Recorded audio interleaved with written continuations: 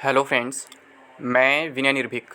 Friends, आपका एक बार फिर से हमारे चैनल पर स्वागत है। तो फ्रेंड्स, एक न्यूज़पेपर की कटिंग वायरल हुई है। हमें भी किसी ने मेल भेजा है, पूछ रहा है कि इसमें कौन कौन सी वैकेंसी आएंगी।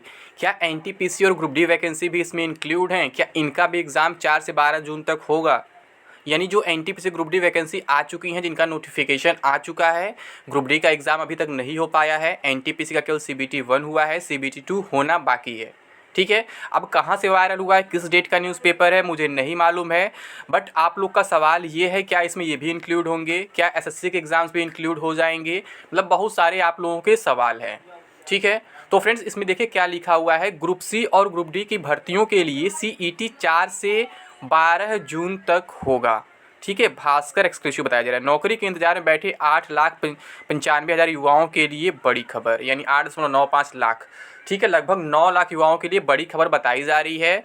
क्या हमारे देश में इतने ही युवा फॉर्म भरते हैं? आप खुद सोचो, नहीं भरते हैं ना। करोड़ों की संख्या में लोग फॉर्म भर रहे हैं। तो फ्रेंड्स, ये जो न्यूज़ कटिंग है, ये मैं बता दूं, ये किसी एक स्टेट का है, सेंट्रल गवर्नमेंट का नहीं है। इसको लेकर के परेशान होने की ज़रूरत नहीं है। मैं आपको डिटेल में ये न्यूज़ दिखाता हूँ, आपको खुद क्लियर हो जाएगा। और अगर सेंट्रल गवर्नमेंट का भी ये न्यूज़ रहता तो आपके यहाँ भी न्यूज़पेपर में आना चाहिए, कहीं एक जगह न्यूज़पेपर में नहीं आता। और न्यूज़पेपर में आने के साथ साथ उसका नोटिफिकेशन भी तो आना चाहिए। डायरेक्ट एग्जाम कैसे हो जाएगा? यहाँ एसएससी भी अपना कैलेंडर दे चुका है, आईबीपीएस भी अपना कैलेंडर दे चुका है, रेलवे भी अपना एग्ज़ाम करा ही रहा है, वो भी डेट अपना दे ही चुका है। तो फिर आप लोग को कन्फ्यूज़न क्यों क्रिएट हो जाता है? मैं बार बार कहता हूँ, यूट्यूब पर अफवाहों का दौर हमेशा जारी रहेगा। आप लोग को सोचना है। अब किसने ये न्यूज़ फैलाया है कि ग्रुप डी से भी रिलेटेड है, एनटीपीसी मुझे नहीं मालूम है। किसने फैलाया सेंट्रल गवर्नमेंट का न्यूज़, मुझे ये भी नहीं मालूम है। लेकिन मैं बता रहा हूँ फ्रेंड्स, इसका सेंट्रल गवर्नमेंट से कोई मतलब ही नहीं है और एनटीपीसी ग्रुप डी एसएससी से भी कोई मतलब ही नहीं है। क्योंकि जो सेंट्रल में कॉमन एलिजिबिलिटी टेस्ट आने वाला है, वो अभी तक कंफर्म नहीं हो पाया है। पहले 2020 में बोला गया था, फिर 2021 में बोला गया था, फिर 22 वो भी बीत गया, अब 23 में बोला गया। अभी देखो कब तक होता है, उसकी कोई गारंटी नहीं है। आप लोग को परेशान होने की ज़रूरत नहीं है। मैं इस न्यूज़ में दिखाता हूँ, पूरा क्लियर करता हूँ ये किस स्टेट का है और कब का न्यूज़ है, सब कुछ क्लियर हो जाना चाहिए। ठीक है, तो ये न्यूज़ देखते हैं। तो देखिए क्या लिखा, भास्कर एक्सक्लूसिव, नौकरी के इंतजार में बैठे 8.95 लाख युवाओं के लिए बड़ी खबर। ग्रुप सी और ग्रुप डी की भर्तियों के लिए सीईटी 4 से 12 जून तक होगा। 8.60 लाख ने रजिस्ट्रेशन फीस भी जमा की। अब आप बताइए फ्रेंड्स, आपने कोई रजिस्ट्रेशन फीस जमा किया है? सेंट्रल लेवल पर कोई फॉर्म आया अभी तक? नहीं आया ना, यानी कि ये आप लोगों के लिए नहीं है। ठीक है। तो ऐसे मतलब आप हेडिंग भी देख सकते हो, साफ साफ लिखा हुआ है। मैं अभी देख रहा हूँ यहाँ पे लिखा है साफ साफ कि 8.60 लाख ने रजिस्ट्रेशन फीस भी जमा की। आपने कोई रजिस्ट्रेशन फीस अभी तक नहीं जमा किया है, कोई ऑनलाइन आवेदन नहीं किया है सीईटी के नाम पर, तो आप लोग को परेशान होने की जरूरत नहीं है। सरकारी खजाने में 32 करोड़ से ज़्यादा आए। ठीक है। अब यहाँ पे देखते हैं कहाँ का न्यूज़ है। सुशील भार्गव, राजधानी हरियाणा। ये न्यूज़ हरियाणा का है, यानी कि साफ साफ है ये हरियाणा स्टेट के लिए केवल न्यूज़ है। हरियाणा स्टेट के लिए कॉमन एलिजिबिलिटी टेस्ट की बात की जा रही है। इसका सेंट्रल गवर्नमेंट से कोई मतलब नहीं है, इसका एसएससी से कोई मतलब नहीं है, इसका आईबीपीएस से कोई मतलब नहीं है, इसका रेलवे से कोई मतलब नहीं है। ठीक है, इसका आप लोगों से कोई मतलब नहीं है। जो लोग केवल हरियाणा से बिलोंग करते हैं या वहाँ के फॉर्म अप्लाई करते हैं, उनसे मतलब है।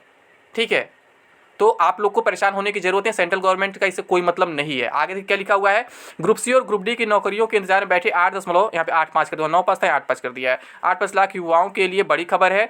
अब ग्रुप सी और ग्रुप डी के पदों के लिए कॉमन एलिजिबिलिटी टेस्ट सीईटी 4 से 12 जून तक हो सकता है। ठीक है, इसका कुछ लिखा नहीं, कट गया, इतना स्क्रीनशॉट हमको मिला है। यहाँ देखते क्या लिखा हुआ है, रद्द भर्तियों के आवेदकों को उम्र में छूट, 15 दिन खुलेगा पोर्टल। अब ये बताइए, ऐसा सेंट्रल गवर्नमेंट का भी होता है नहीं, कोई भर्ती रद्द हो जाए फिर आवेदकों को छूट मिले या फिर 15 से पोर्टल खुले। ये भी मतलब बहुत अजीब बात है। कहाँ छूट मिलता जल्दी, बहुत उसके लिए क्या क्या करना पड़ता है, लोगों को कोर्ट केस करना पड़ता है, ये करना पड़ता है, वो करना पड़ता है, जब कुछ होता है। अभी आप देख रहे हैं पिछली बार कोविड की वजह से यूपीएससी वाले लगातार अटेम्प्ट की डिमांड कर एक्स्ट्रा अटेम्प्ट, बट अभी तक नहीं मिल पाया है। तो आप सोच लो खुद, तो ऐसा कुछ होता नहीं है जल्दी सेंट्रल गवर्नमेंट में। यहाँ देखिए क्या लिखा हुआ है, एचएसएससी के चेयरमैन यानी हरियाणा एसएससी के चेयरमैन भोपाल सिंह खदरी के अनुसार सरकार ने पिछले दिनों सीईटी को ध्यान में रखते हुए भर्तियां रद्द की थी। ठीक है, ये साफ साफ दिख रहा है, केवल हरियाणा की बात हो रहा है यहाँ पे। ये लोग सीईटी को ध्यान में रखते हुए अपनी भर्तियों को रद्द कर दिए, क्योंकि अब सीईटी हमें कराना है, कॉमन एलिजिबिलिटी टेस्ट कराना है, तो अलग अलग भर्तियों कराने कोई मतलब नहीं है। ठीक है, आप देख रहे हैं यूपी में लागू हो चुका है प्रीलिमिनरी एलिजिबिलिटी टेस्ट, जिस पर आज तक एक भी वैकेंसी नहीं हो पाई है, केवल फॉर्म्स तक आए हैं, एग्जाम नहीं हुआ है। और यूपी में भी दूसरा पैट आने वाला है। तो बस ऐसा इन लोग का चलता रहता है। बस सेंट्रल में तक लागू नहीं हुआ है, जिस दिन सेंट्रल में लागू हो जाएगा, सेंट्रल में भी वही स्लो मोशन स्टार्ट हो जाएगा। ठीक है, और हरियाणा में देख रहे हैं लागू होने जा ही रहा है यहाँ पे। तो ये लोग मतलब केवल आपको लटका रहे हैं, बाकी कुछ कर नहीं रहे। आपका वैकेंसी प्रोसेस और स्लो कर देंगे फास्ट यहाँ पे, क्योंकि हम यूपी वाले देख रहे हैं ना, यूपी में क्या हो रहा है। यूपी में पेट आया था, पिछले अगस्त में हुआ था, और अभी तक जो है रिजल्ट आने के बाद कोई उस पर नई वैकेंसी नहीं हो पाई है। केवल 2-3 फॉर्म भरवाए गए हैं, उनके एग्जाम्स तक नहीं हुए हैं, और फिर से नया अगस्त आने वाला है। अक्टूबर में उसका रिजल्ट आया था, और 1 साल की वैलिडिटी के बाद 28 अक्टूबर वैलिडिटी उसकी कंप्लीट हो जाएगी। तो बस ऐसे हर साल पैट सेट देते रहिए, कहीं कुछ मिलने वाला है नहीं।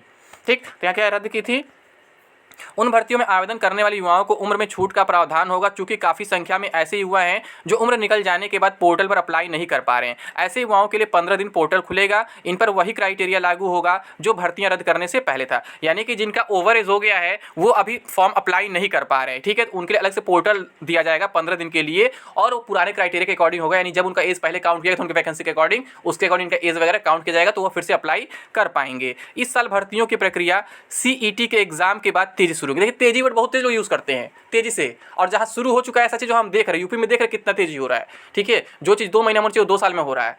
1 साल उसकी वैलिडिटी खत्म होने वाली है, कोई उसके बीच का एग्जाम नहीं हो पाया, उसके बाद का अंदाजा लगा कितनी तेजी शुरू होंगे, बताने की जरूरत नहीं है। 31 मार्च 2023 से ग्रुप सी, ग्रुप डी और टीचर्स के अलावा अन्य भर्तियाँ होनी हैं। ठीक है, अगले साल 31 मार्च तक कह रहे हैं ग्रुप सी, ग्रुप डी और टीचर्स के अलावा और कुछ अन्य भर्तियां भी होनी है। तो फ्रेंड्स ये केवल हरियाणा स्टेट के लिए है, आप लोगों के लिए नहीं है। आप लोगों को कंफ्यूज होने की जरूरत नहीं है, हर एक न्यूज़ को रेलवे से जोड़कर देखने की जरूरत नहीं है। ठीक है, मैं आपको बता दे रहा हूँ।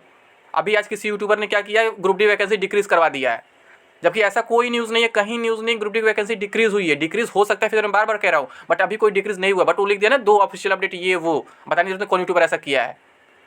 मतलब लोग अपनी व्यूज़ के लिए किसी भी हद तक गिर सकते हैं और आपको गुमराह कर सकते हैं, लेकिन मैं कहता हूं कि आप लोग गुमराह मत हुआ करो। आप लोग खुद अपने आप से एक बार वेरीफाई कर लिया करो ऑफिशियल साइट पर जाकर के कि कहाँ क्या चल रहा है, क्या सच्चाई है, क्या सच्चाई नहीं है। क्या आपने कोई फॉर्म अप्लाई किया था CET का? नहीं किया था, तो सिंपल सी बात है कि ऐसा कुछ है नहीं। CET का फॉर्म आएगा जरूर पता चलेगा, इतने तो हम अनपढ़ गवार वो है नहीं कि हमको मालूम चलेगा कोई फॉर्म आएगा। तो खुद अपना मतलब कॉमन सेंस यूज़ करो। ये बिल्कुल मतलब कह सकते हैं एक तरह से फेक है, क्योंकि आप लोगों के लिए नहीं है, ना तो SSC एस्पिरेंट के लिए है, ना तो रेलवे एस्पिरेंट के लिए है। ये केवल हरियाणा के एस्पिरेंट के लिए है जो हरियाणा स्टेट से अप्लाई करते हैं और बिलोंग करते हैं। ठीक है, बाकी स्टेट वालों के लिए नहीं है। इसका मतलब रेलवे से कोई लेना देना नहीं है। ये बिल्कुल फेक है जो आपको बताया है कि रेलवे ग्रुप डी इसमें आ जाएगा, NTPC में आ जाएगा, तो बिल्कुल फेक है। वो जानबूझकर आपको गुमराह किया है। ऐसी कोई खबर नहीं है, और ना ही ऐसा कोई CET वगैरह अभी लागू होने वाला है। गवर्नमेंट कई साल से प्लान कर रही है, बट अभी तक कंफर्म नहीं हो पाया है। ठीक है, हाँ, जो NTPC और ग्रुप डी का मामला है उसका एक नया अपडेट मैं आपको लेकर के आऊँगा, और 2 से 3 घंटे के अंदर एक बहुत बड़ा अपडेट है। ठीक है, और अपडेट क्या है आप समझते हैं, अपडेट कैसा मिलता है, वो एक निगेटिव अपडेट है। बहुत से लोग मुझे कहते हैं कि नेगेटिव अपडेट आता है, फिर निगेटिव अपडेट मिल रहा है तो मैं निगेटिव अपडेट दे रहा हूँ। एक ऐसा निगेटिव अपडेट है जिसको सुन के आप लोगों को खुद बुरा लग जाएगा, और इसका उम्मीद मैं लगातार आप लोग को दिला ही रहा था। आप लोगों को हिंट लग गया होगा मैं क्या कहना चाह रहा हूँ। ठीक है, मैं बार बार उम्मीद दिला रहा था कि ऐसा कुछ हो सकता है आगे, क्योंकि सिचुएशन दिख रहा है।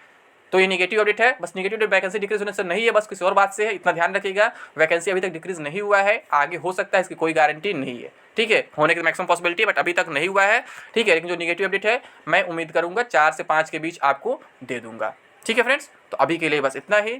थैंक यू, जय हिंद, जय भारत।